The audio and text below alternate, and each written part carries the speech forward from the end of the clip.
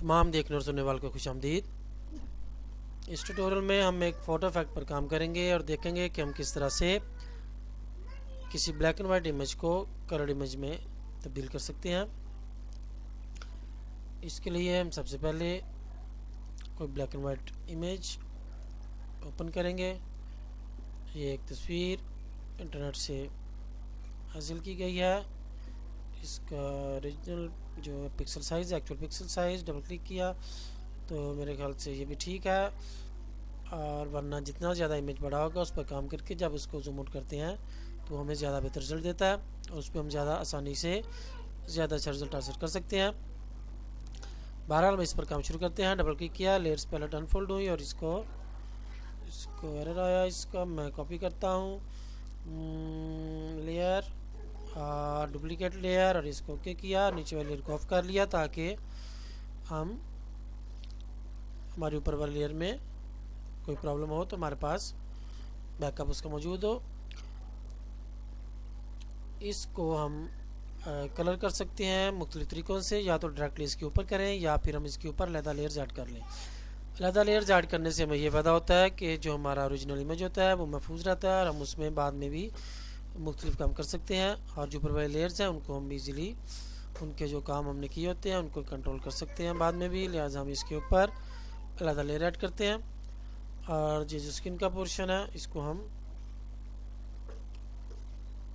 करते हैं कलर, और इसके लिए हम ये करते हैं कि कोई भी फाइल ओपन कर लेते हैं जो कि कलर हो और जिसके कलर अच्छे हों।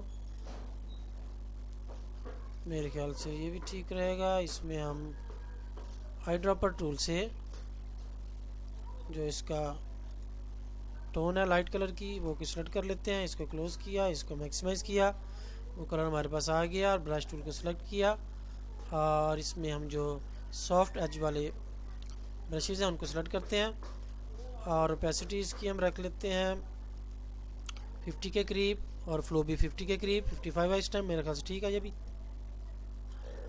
और इसमें हमने क्या करना है, यहाँ नई लेयर ऐड की, ब्रश टूल को सिलेक्ट किया, हमारा जो फोरग्राउंड कलर है वो स्किन का हमने सेलेक्ट कर लिया है किसी कलर इमेज से, और अब हम इसके ऊपर लेफ़्ट क्लिक की मदद से जो कलर है अपना इसकी ओपेसिटी हमने 100 करनी है, और इसका फ्लो भी 100 करना है, क्योंकि अभी तो हम स्किन कलर जो बेसिक है उसका वही अप्लाई कर रहे हैं, लिहाजा उसको दोनों को 100 कर लें।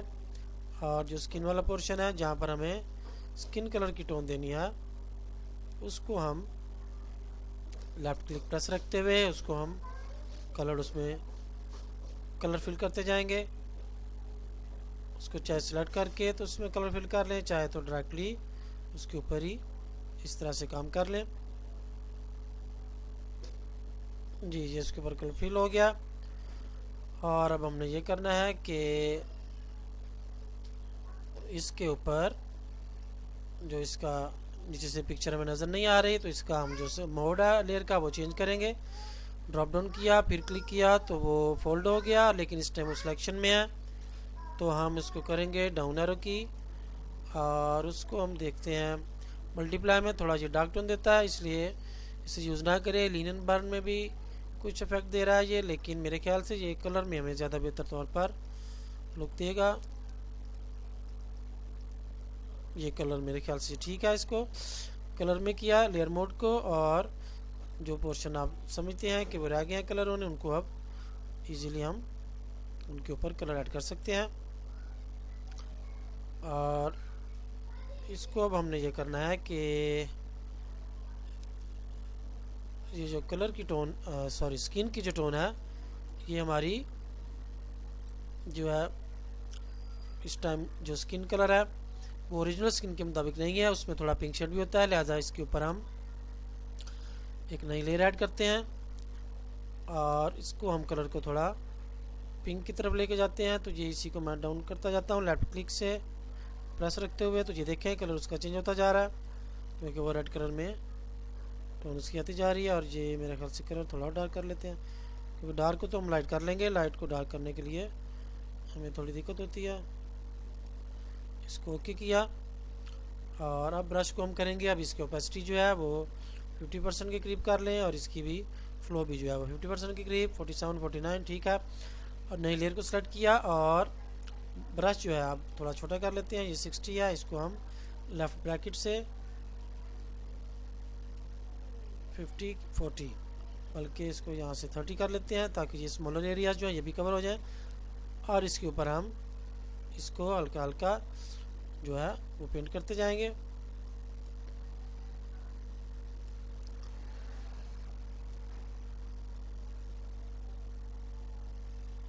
ताकि हमारी जो स्किन वाली टोन है वो बिल्कुल इस तरह से लगे जैसे कि हकीकत में होती है।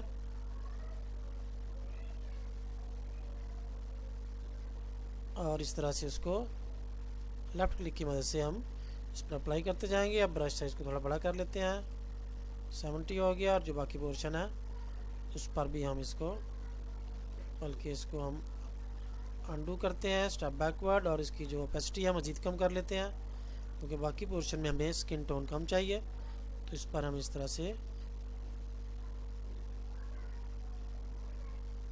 ये कलर जो पिंक शेड है बाकी एरिया पर इस तरह से स्किन वाले पोर्शन पर हम उसको लेफ़्ट क्लिक की मदद से अप्लाई कर रहे हैं।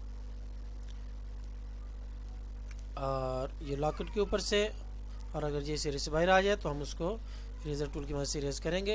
ये काम यकीनन आप खुद भी कर सकते हैं जी। इसमें हम जी देख लेते हैं इसको, जो एरियाज हमारे रह गए हैं उनको भी हम कवर कर लें जी। और अब हम क्या करते हैं कि इसको हम इस तरह से करके तो अब हम इसके ऊपर एक नई लेयर ऐड करते हैं।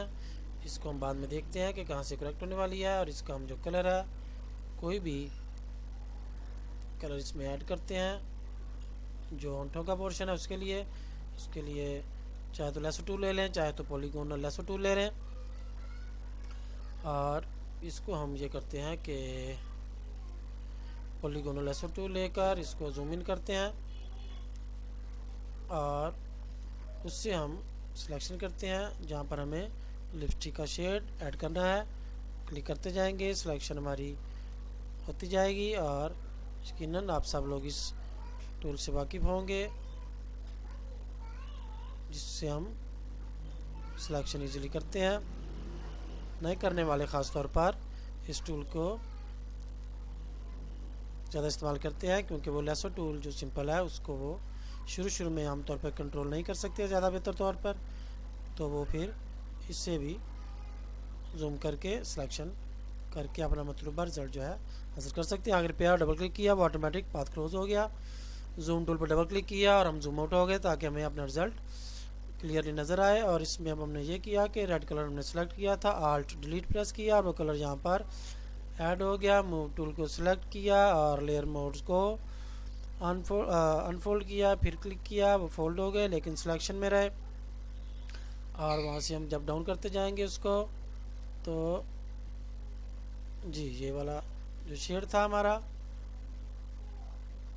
वो कलर बर्न वो इसमें आ गया। और इसके जो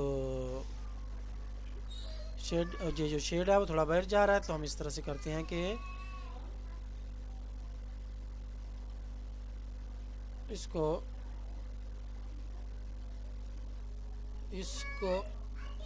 हम ऐसे करते हैं कि इसको सेलेक्ट किया, कंट्रोल लेफ़्ट क्लिक और इसको हम थोड़ा कर लेते हैं फीदर अप्लाई, सेलेक्ट फीदर, इसको कर लेते हैं 2 पिक्सल और ओके किया।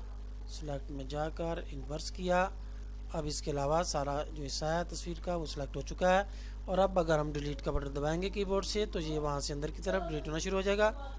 और ये आप देखें कि ये इसके किनारे जो हैं ये ब्लर होते जा रहे हैं और मेरे ख्याल से ये हमारा इफेक्ट ठीक हो गया। कंट्रोल डी इसकी सिलेक्शन ख़त्म की जी, हमारा मतलूबा रिजल्ट था जो हमने हासिल कर लिया और हमारा काम पहले से बेहतर नज़र आने लग गया। अब हम ये करते हैं कि आंखों वाले पोर्शन के लिए एक नई लेयर ऐड कर लेते हैं और इसको जूम करते हैं आंख के एक हिस्से को और इसके ऊपर हम शिफ्ट की प्रेस करके हम एक सिलेक्शन गोल दायरे में लगा ली, लेकिन वो थोड़ी छोटी हो गई है तो बार बार इसको ड्रा करने की बजाय हमारे पास एक तरीका है कि हम सेलेक्ट पर जाकर ट्रांसफॉर्म सिलेक्शन और उसके गिर्द हमारे बटन आ गए ट्रांसफॉर्म वाले, और इस तरह से हम आल्ट और शिफ्ट की प्रेस करते हुए इसको बाहर की तरफ खींचा, डबल क्लिक किया और उसको जूम आउट करके देख लिया थोड़ा सा। जी हमारी सिलेक्शन हो गई, और इसका जो हमने कलर करना है वो कलर हम इसमें ऐड करते हैं और बाद में हम उसको लाइट से डार्क कर लेते हैं। इसको ओके किया, आल्ट डिलीट प्रेस किया तो ये जो आँख का कलर था इसमें फिल हुआ। कंट्रोल डी, सिलेक्शन ख़त्म। और इसकी भी हम जो लेयर मोड है उसको कलर कर लेते हैं, जूम आउट करके देख लेते हैं कि वो ये कलर हमारा ज़्यादा डार्क है। इसकी हम या तो पेस्ट्री कम कर लें या हम इसको मल्टीप्लाई करके देखते हैं, उससे भी ठीक नहीं है। और लाइट, सॉफ्ट लाइट, जी ये कलर भी आप असर कर सकते हैं, लेकिन अगर वही आपने ब्लू शेड ही देना हो तो कलर वाली ऑप्शन पर ही हम ये कलर इसका लाइट कर लेते हैं और इसको ओके किया, control left click, alt delete, वो कलर थोड़ा लाइट हो गया। या मज़ीद इसका हम कलर चेंज करना है तो डार्क करना है, जी ओके किया और आल्ट डिलीट।